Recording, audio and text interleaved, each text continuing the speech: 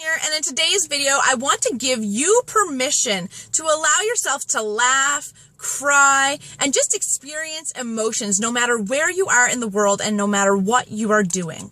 So what inspired this message?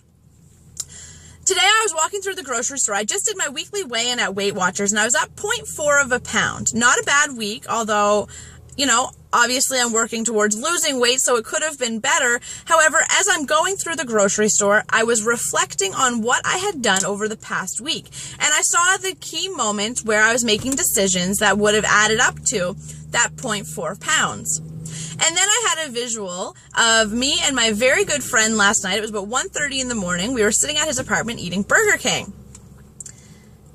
Us eating and being together at 1:30 in the morning is not unusual. My sleep schedule is actually different. So I usually go to bed anywhere from 1 o'clock, midnight sometimes, up until really, really late, 6, 5, 7 in the morning. And then I sleep until, 8, 9, 10 in the morning and then start my day. So it's not unusual, but Burger King is probably not the best option, especially in less than 12 hours before I got my weigh-in. So I had that visual. I allowed myself to burst out laughing in the middle of the grocery store, not caring what anyone thought. And then as I continued walking, I thought, I wonder how many people would have held back that laughter, because I laughed for a good 30 seconds as I was walking. How many people would have held back that laughter and not allowed themselves to experience that? Fast forward a few minutes and I get to my, I go look at sympathy cards. A good friend of mine, his mom passed away, and so I went to go pick up a card for them, and I picked up a card and it referred to how a mother is like a close friend. Immediately it struck a chord with the relationship that I had known with Cousin Janet and the way that the boys in the community see her as a friend and as just a loyal and happy and amazing person, that I knew immediately that the card was fitting.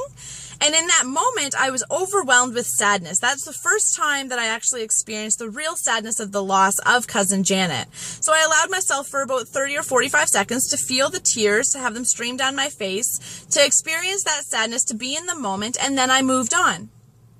Now, as I go to Tim Hortons to go get a coffee this morning, I look in my wallet and I realized I left my $2 change at the self-checkout from the stuff I bought at the grocery store. The person at Tim Hortons recognized, as I looked at my wallet, I was like, oh shit, was my first reaction.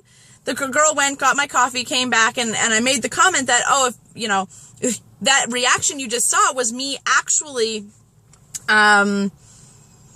realizing that I had forgot my change in the self-checkout. But rather than thinking about it in a bad way, I used it as the opportunity to say it was about $2 and I was spending $2 on a coffee. So instead of seeing it as a negative thing, I decided to look at it as a random act of kindness for the day.